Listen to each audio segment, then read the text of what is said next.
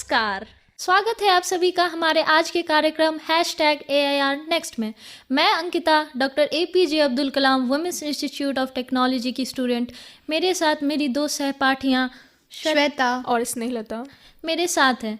तो आज हमने आपके मनोरंजन का बेड़ा उठाया है, तो क्यों ना पहले हम एक दूसरे को जान लें।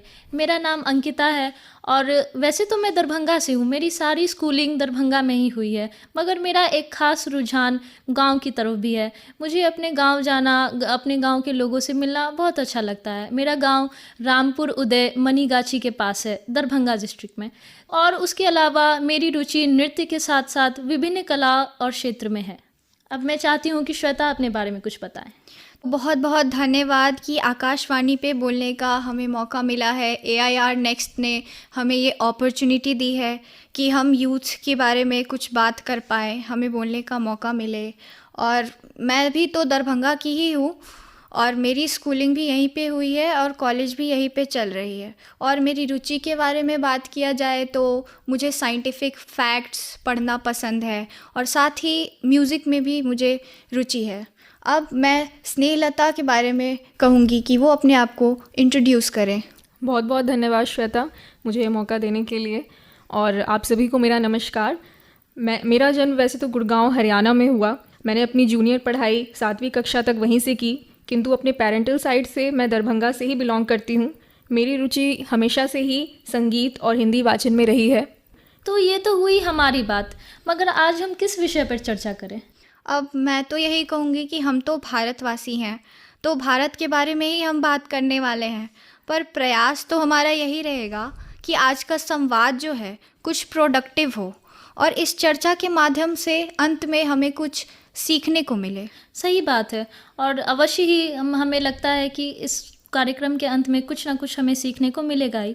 बिल्कुल। और हम तो प्रौद्योगिकी संस्थान से ही रिलेशन रखते हैं। तकनीक के सबसे निकट हम हैं और तकनीक हमारे सबसे निकट। तो मेरी सोच में तो आज तकनीक के ही विषय पर अपनी कुछ राय रखनी चाहिए। मेरे दृष्टिकोण में तो तकनीक वह है जिससे हम अपने जीवन से जुड़ी समस्याओं का समाधान कर पाते हैं, जिससे हमारे समय की बचत, श्रम की बचत एवं किसी व्यक्ति विशेष पर निर्भरता भी नहीं रह जाती। अब कहाँ कहाँ तक गिनाए जाएं, इसके तो लाभ ही लाभ हैं। बिल्कुल, मैं आपकी बातों से पूर्णतः सहमत हूँ स्नेहलता। मेरे समझने में भी तकनीक का जो मतलब है वो इसी प्रकार है कि तकनीक क्या है। अपने प्रयासों से जो भी छोटी छोटी समस्याएं होती हैं उसका हम समाधान ढूंढ रहे हैं, यही है तकनीक। अब जैसे कि एक समस्या है प्लास्टिक वेस्ट का सही डिस्पोजल नहीं हो पाना, तो उसके लिए हमारे युवाओं ने एक ऐसी तकनीक ढूंढी जिसकी मदद से उसको रिसाइकल करके प्लास्टिक ब्रिक्स बना रहे हैं या जूते बना रहे हैं। ये जो प्लास्टिक ब्रिक्स होते हैं ये बहुत लंबा टिकते हैं, टिकाऊ भी होते हैं। तो इससे क्या हुआ, सस्टेनेबल यूज़ हमने करना सीखा। यही है तकनीक। आप अगर कुछ भी प्रॉब्लम का सल्यूशन ढूंढ रहे हैं तो आप एक तकनीशियन हैं। सही कहा श्वेता। और आजकल जिस तरीक़ा से टेक्नोलॉजी हम पर हावी है, हम तो एक दिन भी टेक्नोलॉजी के बिना अपना दिन नहीं सोच सकते। ये सोच ही नहीं सकते कि हमारा दिन गुजरेगा कैसे बिना टेक्नोलॉजी के, बिना किसी टेक्निकल सुविधा के। हम अधूरे ही हैं। हाँ, और टेक्नोलॉजी तो विभिन्न क्षेत्रों में हमारा ही मदद कर रहा है, हमारा ही काम आसान कर रहा है। जैसे कि टेक्नोलॉजी हमें बेहतर स्वास्थ्य सुविधाएं दे रहा है, मनोरंजन का साधन है, संचार माध्यम में सहयोग कर रहा है, शिक्षा प्रणाली में क्रांति ला रहा है, कम लागत में ज़्यादा मुनाफा भी हो रहा है और नवीनीकरण जैसी चीज़ों में एक महत्वपूर्ण रोल अदा करता है। मगर विश्व स्तर पे, अंतर्राष्ट्रीय मंच पे हमारा क्या स्थान है प्रौद्योगिकी के क्षेत्र में? हम कहाँ स्टैंड करते हैं, क्या हमारी विशेषता है और क्या हमारी श्रेणी है? इस पर कुछ कहना चाहेंगे आप? हाँ बिल्कुल, आपके विचारों से मैं पूर्णतः सहमत हूँ। अब देखिए ना, भारत तकनीक का उपयोग करके सभी क्षेत्रों में आगे बढ़ रहा है। वह चाहे शिक्षा का क्षेत्र हो, संचार का क्षेत्र या फिर स्वास्थ्य का क्षेत्र। भारत निरंतर ही इन क्षेत्र में नए कीर्तिमान स्थापित कर रहा है। अब जैसे आप सभी को पता ही होगा कि अभी हाल ही में 5G नेटवर्क लॉन्च कर दिया गया, जो कि विश्व स्तर पर चर्चा का विषय बन गया। सही बात। पिछले दिनों केरल में भी एक ऐसे ही तकनीक का उदाहरण पेश किया गया जिसमें पैसे डालकर आप कपड़े के थैले प्राप्त कर सकते हैं। तो इसी प्रकार आमजन भी लाभान्वित हो रहे हैं और गौरवान्वित भी हो रहे हैं। अभी हाल ही में तो मैंने एक जापानी इंटरव्यू भी देखा था जहां वहाँ के तकनीशियन बता रहे थे कि कैसे हमारा भारत जो है, भारतीय जो है, आईटी के क्षेत्र में पूरी दुनिया में अपना लोहा मनवा रहे हैं। मुझे तो लगता है कि अब वो दिन दूर भी नहीं है जब भारत एक मिनी सिलिकॉन वैली कहा जाने लगेगा, है कि नहीं? सही बात सही है। बात है। अगर बात करें स्पेस रिसर्च की ही, तो इसरो ने भी हमें कितना गर्वान्वित किया है। स्पेस में भारत की रक्षा के लिए एंटी सैटेलाइट मिसाइल हो या सैटेलाइट लॉन्चर जैसे पीएसएलवी, जीएसएलवी हो, या चंद्रयान से चंद्रमा तक का सफ़र, इसरो ने वो कर दिखाया है जो विश्व ने कभी सोचा न था, वो भी नासा के 10% कॉस्ट के अनुसार ही। तो कुछ सालों में हमारा खुद का एक स्पेस रिसर्च स्टेशन भी होगा अंतरिक्ष में। और आपने बात की आईटी क्षेत्र की, तो मैं उससे भी संबंधित एक उदाहरण देना चाहूँगी कि अभी कुछ समय पहले ही सोशल मीडिया और कुछ अलग ऐप्स जो हैं, उसके अलावा 52 ऐप्स भारत में बैन हुई हैं सरकार के द्वारा। तो हमारे ही देश के लोगों ने, हमारे ही देश के कितने सारे लोगों ने हमें कम आंका है। वो सोचते हैं कि इन सब छोटे मोटे ऐप्स को यूज़ करने के लिए भी हम दूसरे देशों पर निर्भर करते हैं, लेकिन ऐसा नहीं है। हम आपको बता दें कि ये जो ऐप जैसे बनता है, इसका कोडिंग जो होता है पूरे दुनिया में, ये पूरी दुनिया का हम बात करें कि पूरी दुनिया में 80% कोडिंग अकेले भारत का 2 शहर पुणे और बेंगलोर में हो रहा है। आप लोग तो जानते टेक सेंटर है वो, हाँ, टेक सेंटर है पुणे और बेंगलोर। जो 80% पुणे बेंगलोर में हो रहा है, तो सिर्फ 20% का ही क्रेडिट बाहर जा रहा है, और उसमें भी हम अपने ही देश को कम आंक रहे हैं। और वो 20% जो है, उसमें से भी 10% हमारे ही देश के युवा हैं जो बाहर जाकर बाहर देश को अपना स्किल, अपना नॉलेज देकर उन्हें गौरवान्वित कर रहे हैं। क्योंकि किसी भी देश को आगे बढ़ाने के लिए युवाओं का सबसे बड़ा योगदान होता है। बिल्कुल सही बात। बिल्कुल अंकिता, यह तो आपने बिल्कुल ही ऐसी बात कही जिसे नकारा नहीं जा सकता कि आज उन्हीं की बदौलत, उनकी सूझबूझ, ज्ञान एवं परस्पर मेहनत के ही फल से आज भारत स्वयं को इन सभी क्षेत्रों में बाकी देशों के समान ही कंधे से कंधा मिलाकर खड़ा पा रहा है। और हमारी युवा पीढ़ी इसके बधाई के पात्र भी हैं कि तकनीक के क्षेत्र में नए नए शोध कर वो हमें गौरवान्वित कर रहे हैं। तो आप उन युवाओं की बात कर रही हैं जो स्किल है, नॉलेजेबल है, मगर मैं उन युवाओं को संबोधित करके कुछ पंक्तियाँ कहना चाहूँगी जो बिन मेहनत तो नहीं करना चाहते मगर फल की कामना करते हैं। तो मैं ये कहना चाहती हूँ कि अगर खैरात में मिलती कामयाबी तो हर व्यक्ति कामयाब होता, अगर खैरात में मिलती कामयाबी तो हर व्यक्ति कामयाब होता, फिर कदर ना होती किसी हुनर की और ना ही कोई व्यक्ति लाजवाब होता। बहुत खूब। अगर हम मेहनत ही ना करें, सिर्फ फल की कामना करें, तो ना मेहनत का कोई महत्व रह जाएगा, ना फल की कोई वैल्यू। बिल्कुल वही बात है कि हम युवाओं को देखना चाहिए कि हम सिर्फ डेवलपमेंट के रेसिपिएंट ना बने, बाकी डेवलपमेंट में भी अपना हाथ बटाएं। हर चीज़ पे हम ब्लेम ना करें और अपनी सूझबूझ के अनुसार आगे बढ़े। और भारत तो युवाओं का देश कहा ही जाता है ना? जहाँ 65% आबादी तो युवाओं की ही है। बिल्कुल। बस ज़रूरत क्या है, इन युवाओं को मार्गदर्शन देने और की, अवसर देने और उन्हें की। अवसर देने की। बिल्कुल बिल्कुल। यही युवा फिर भारत के लिए ह्यूमन रिसोर्स होंगे।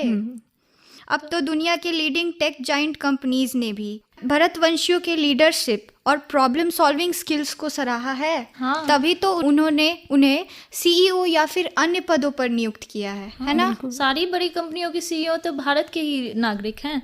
तो मतलब हम सोचे नवाचार के बारे में तो हम सीमित ना बनाए अपने विचारों को। हम सोचे कि क्या होना चाहिए और उसका वो इलाज अगर दुनिया में कहीं नहीं किया गया तो उसको हम करें, मगर एक समयबद्ध सीमा में। क्योंकि हम स्टूडेंट हैं, समय का अभाव हमें कितना है ये सब तो हम जानते ही हैं। हमारी आधी ज़िंदगी निकल गई पढ़ाई में और आगे की ज़िंदगी निकल जाएगी हमारे करियर को संभालने में, हमारे करियर को बनाने में।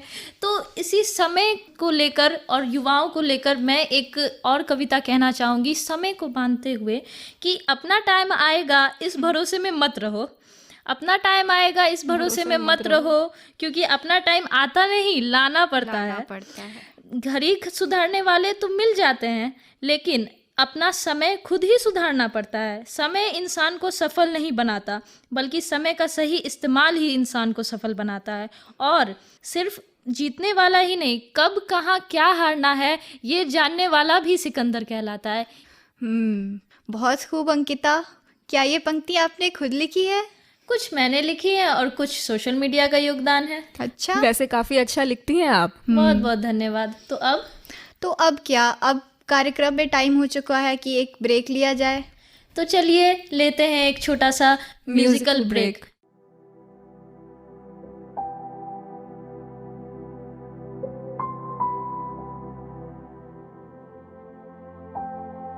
सारी उम्र हम मर मर के जी लिए, एक पल तो अब हमें जीने दो, जीने दो।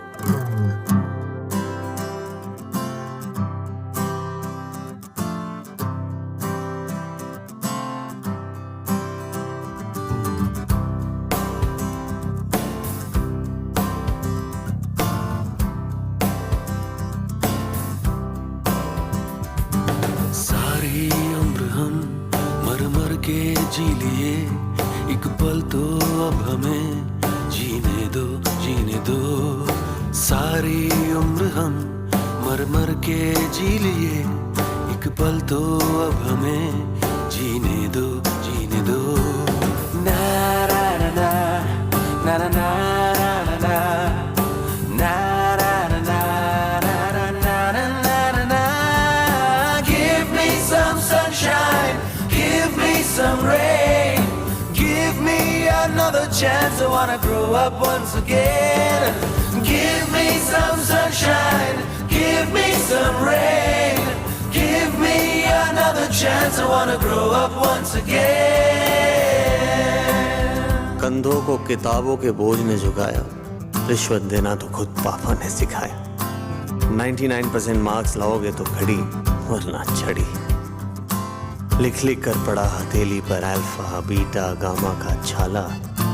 कॉन्सेंट्रेटेड H2SO4 ने पूरा पूरा बचपन जला डाला। बचपन तो गया, जवानी भी गई, एक पल तो अब हमें जीने दो, जीने दो। बचपन तो गया, जवानी भी गई, एक पल तो अब हमें जीने दो, जीने दो।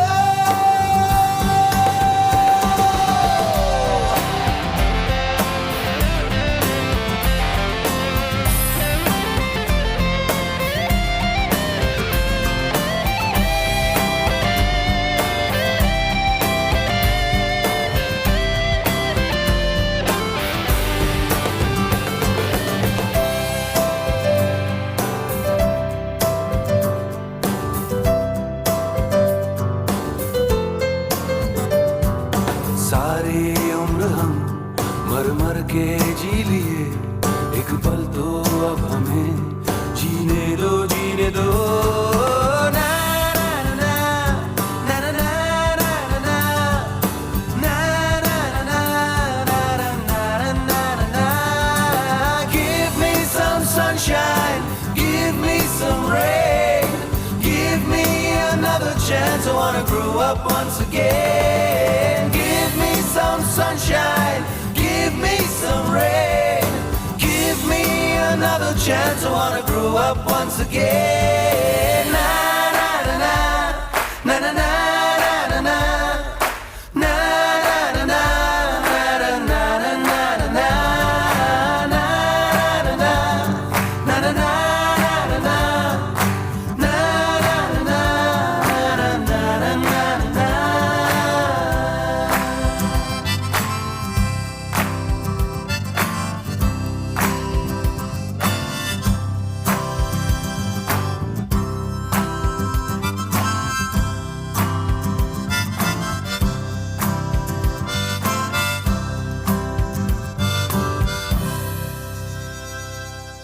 तो बहुत ही अच्छा सॉन्ग था, बहुत ही मूड लाइटनिंग सॉन्ग था। आपका क्या कहना है इस बारे में? बिल्कुल, बिल्कुल, काफ़ी माहौल हल्का हो गया वाइब इससे। आ गई। हाँ, माहौल बन गया। तो चलिए, हम बात कर रहे थे टेक्नोलॉजी के बारे में, भारत के बारे में और हमारे देश के युवाओं के बारे में। तो अब बात करते हैं हमारी जड़ों के बारे में, जहाँ से हम आ रहे हैं, जहाँ का इतिहास इतना पुराना है जिसे सुनकर ही हम गौरवान्वित हो जाते हैं। जो हमारे देश के पुराने ऋषि मुनि साधु संत थे, जो स्कॉलर्स थे, वो हमें इतना अच्छा दृष्टिकोण दे के गए टेक्नोलॉजी के बारे में कि उसे हम बार बार पढ़ें फिर भी कम ही है। तो इसके बारे में आपका क्या कहना है? प्राचीन भारत में अगर बात किया जाए विज्ञान की, तो उपलब्धियां तो अनगिनत हैं और अभी भी हमने अपने शास्त्रों में जो ज्ञान रत्न है उससे हम अवगत नहीं हैं।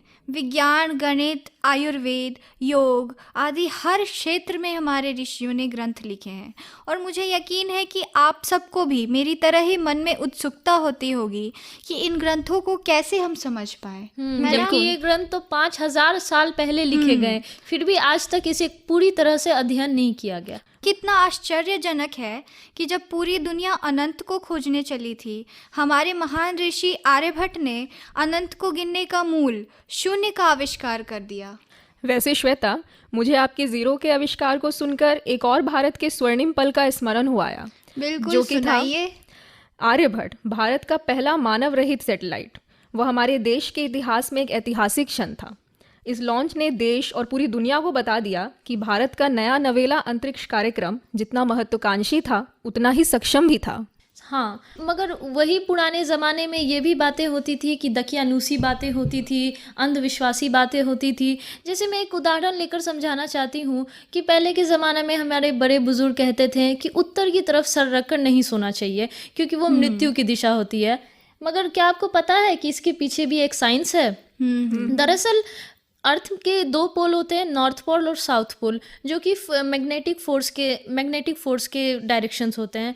तो जब हम नॉर्थ की तरफ सर रखकर सोते हैं तो हमारे शरीर का मैग्नेटिक फोर्स और अर्थ का मैग्नेटिक फोर्स आपस में टकराता है। हाँ, आपस में टकराता है, जिससे सर दर्द, बीपी लो और उल्टी तक हमें हो सकती है। काफ़ी सारी शारीरिक समस्याएं आ जाती हैं। हाँ, ज़रूर। तो ये शारीरिक समस्याओं से बचने के लिए ही ये इसका उपाय किया गया था, लेकिन लोग इसे अंधविश्वास और हमारे जैसे मॉडर्न लोग ही इसे दकियानूसी बातें कहते हैं। तो किसी भी बात को झुकलाने से पहले एक बार उसके पीछे के साइंस को ज़रूर देखना चाहिए, बिल्कुल समझना कहा, चाहिए। बिल्कुल सही कहा आपने।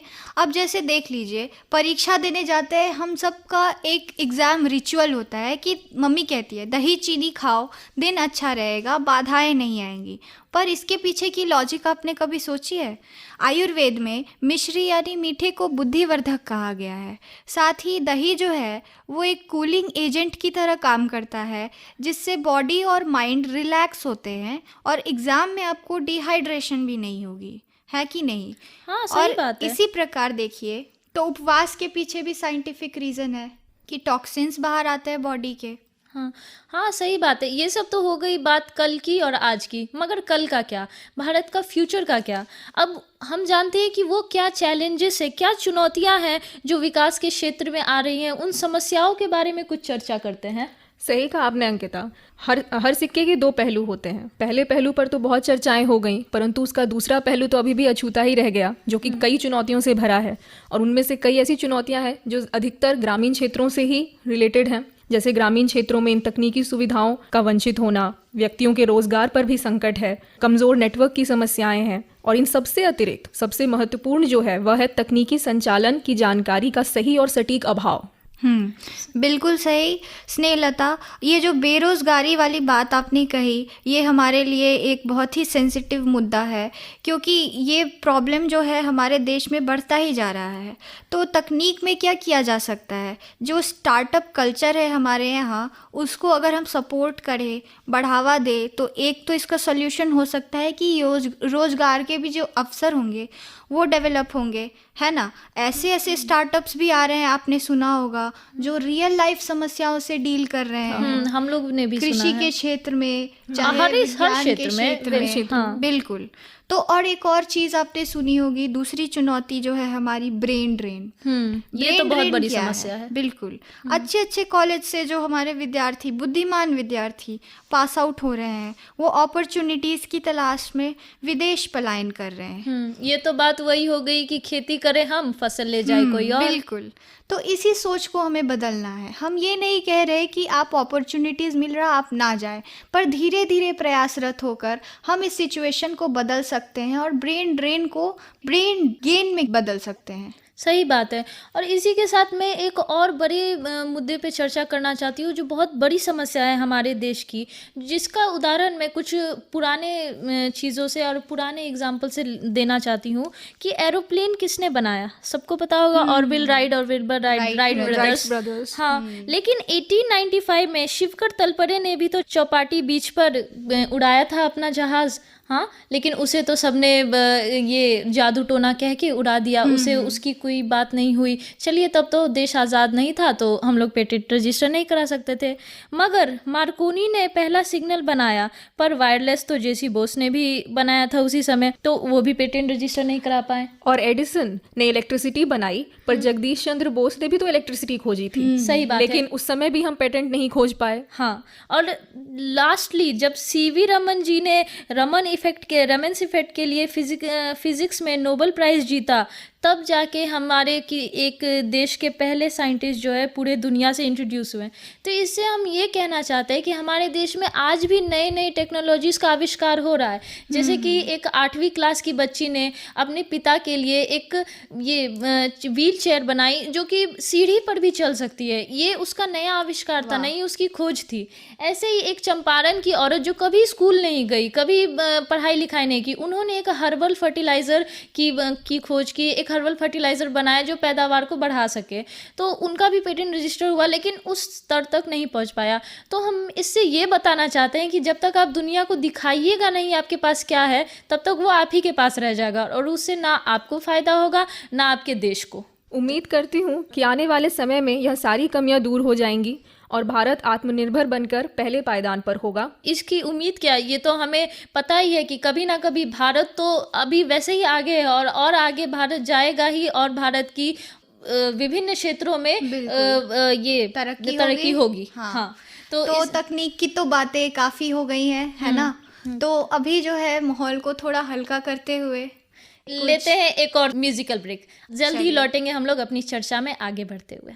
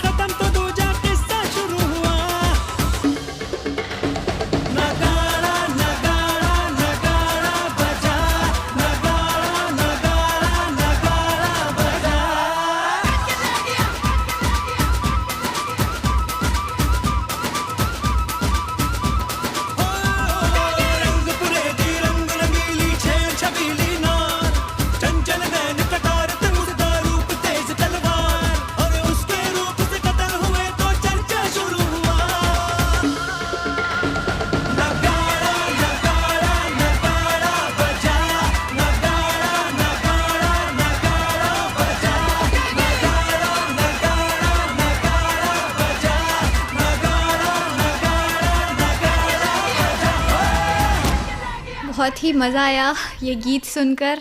बिल्कुल ढोल नगाड़ों वाला ही माहौल है ना? हाँ, पर्व त्योहार का समय है। अभी अभी सफाई अभियान खत्म हुआ होगा और लोग अपने अपने परिवारजनों से, रिलेटिव से जो बहुत दिन से नहीं मिले होंगे, उनसे मिलकर पर्व का आनंद उठा रहे बिल्कुल होंगे। आनंद उठाइए, यही ब्रेक का समय है।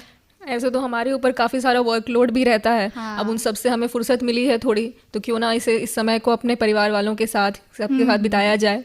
हाँ, क्योंकि 2-3 दिन बाद जब यही छुट्टियां खत्म हो जाएगी, फिर अपनी पुरानी जिंदगी में चले जाएंगे। हाँ। तब फिर यही दिन वापस याद यही आएंगे। दिन वापस आएंगे। बस स्वास्थ्य का आप लोग सब लोग ध्यान रखें। और स्वच्छता का भी, स्वच्छता का और वातावरण का भी पूरा ख्याल रखें।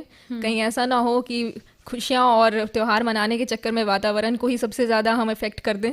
हाँ, तो आज के चर्चा में तो काफ़ी मज़ा आया हमें। हाँ, इस पर तो जितनी भी चर्चाएं की जाएं कम ही होंगी, लेकिन घड़ी तो हमें कुछ इशारे कर रही है। हाँ, चलिए अब घड़ी की सुइयां अगर हमें इशारा दे रही हैं तो हम उन इशारों को मद्देनज़र रखते हुए प्रोग्राम को आखिर अंत तक पहुंचाने की कोशिश करते हैं।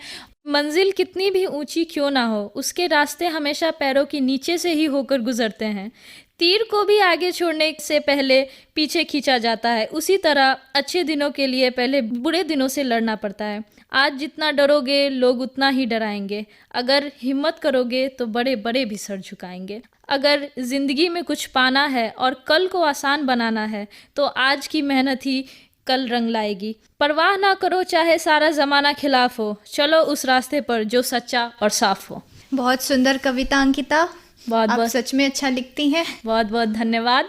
तो इसी के साथ हम इस कार्यक्रम का अंत करते हैं। आशा है कि आप सबको भी हमारे विचारों से, हमारे इस संवाद से कुछ प्रेरणा मिली होगी और उसे ज़रूर अपने रोज़मर्रा की ज़िंदगी में ज़रूर कुछ उसे अप्लाई करके देखिएगा और उससे कुछ अनुसरण करें और अपने जीवन को उससे और बेहतर बनाएं। तो इसी के साथ हम श्वेता, स्नेहलता और अंकिता आप सभी से अनुमति चाहते हैं। नमस्कार। नमस्कार।